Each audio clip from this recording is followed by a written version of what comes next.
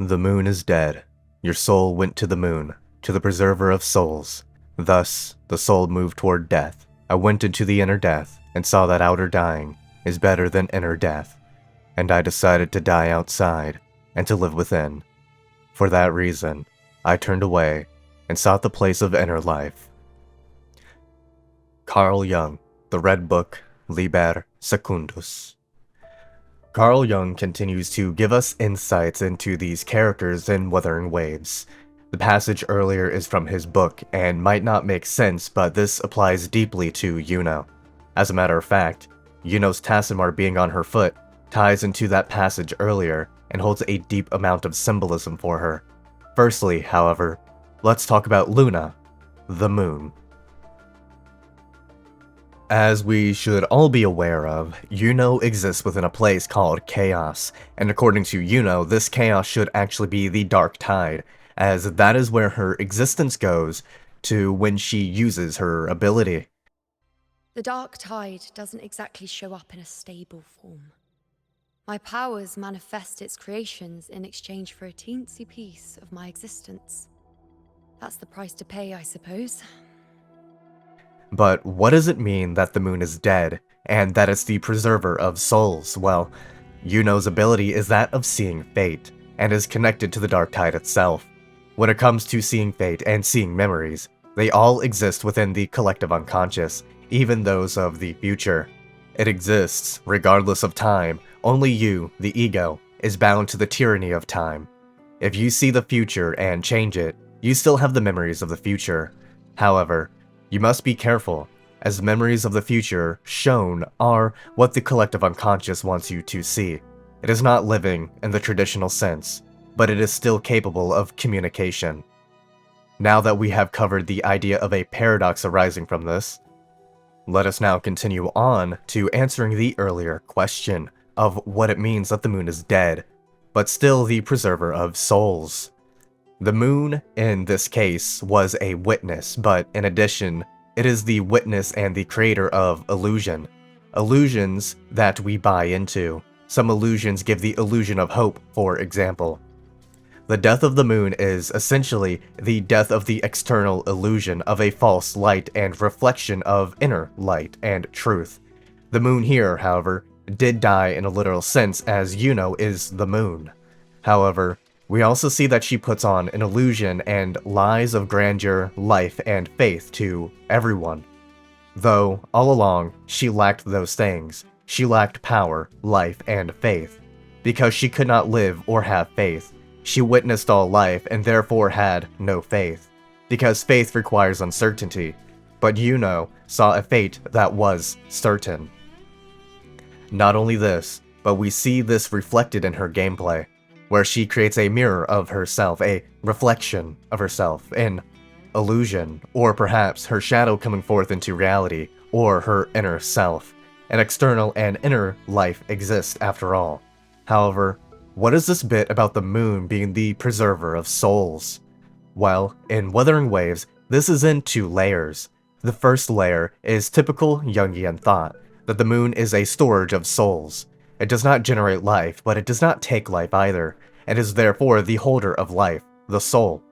However, what is the second layer that I mentioned? Well, the moon in Wuthering Waves was destroyed. It is an echo of the past. An echo? Yes, an echo. Echoes in Wuthering Waves are reverberations.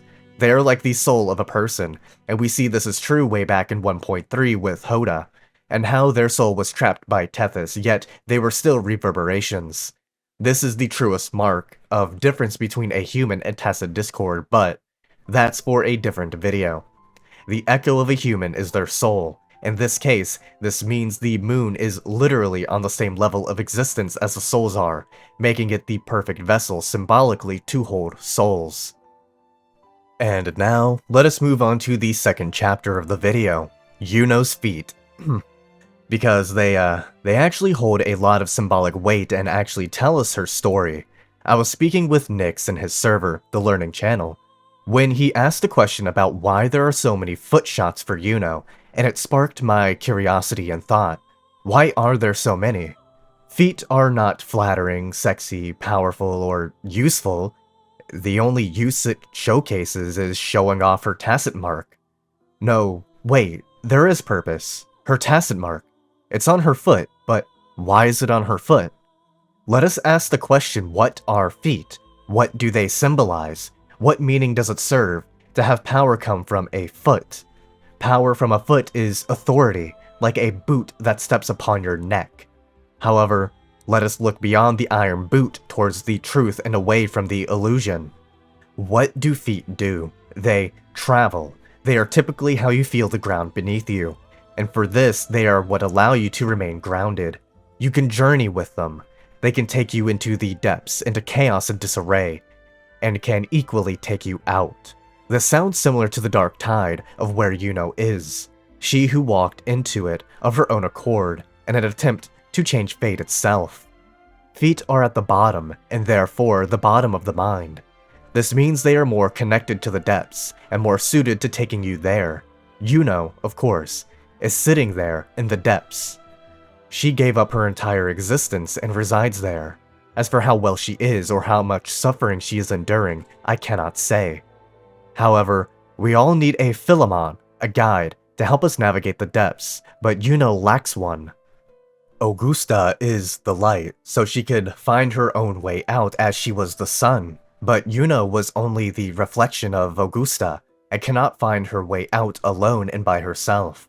Her tacit mark being on her foot was a symbol, showcasing what she was going to do, that she would walk headfirst into the depths. It is both a symbol of great suffering and of great potential.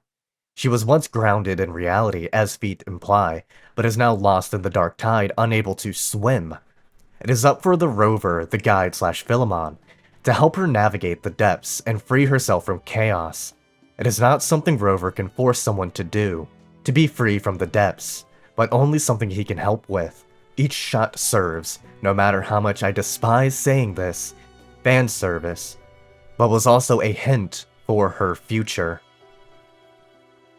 Now, what does this mean for the future? Outside of predicting what attribute and weapon type a character will be, my predictions of the future for the story have been half accurate at best and outright wrong at worst. There are at least half a dozen directions that I alone can think of, but I will only speak on a couple of them to help stimulate discussion as opposed to giving a direct answer.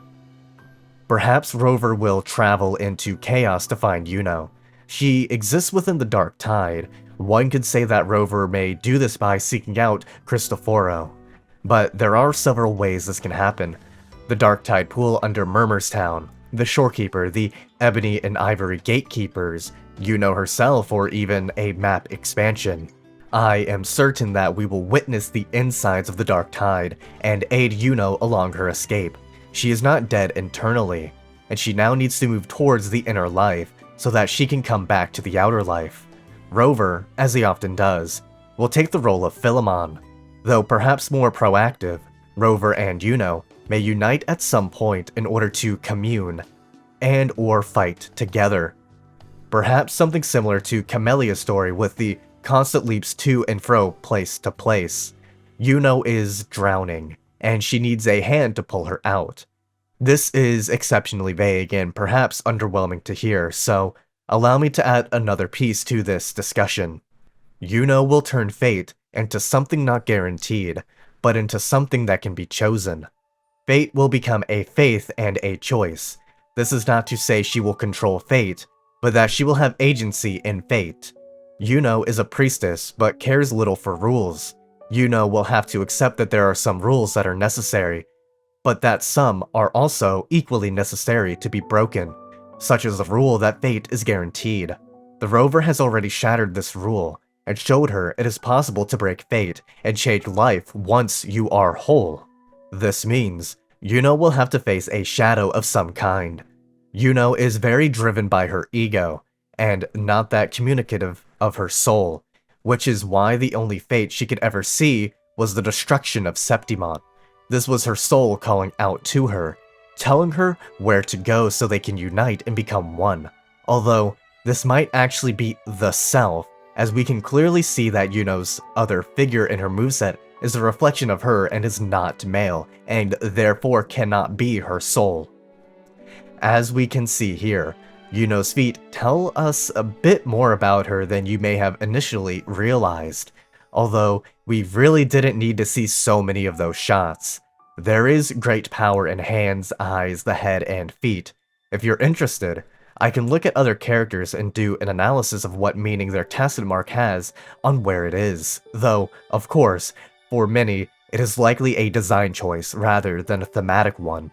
Cartethia, Shorekeeper, and Rover might have something there, however, so let me know your thoughts about it down below. However, we'll see if any of what I said here has any reality with it when Iuno finally releases.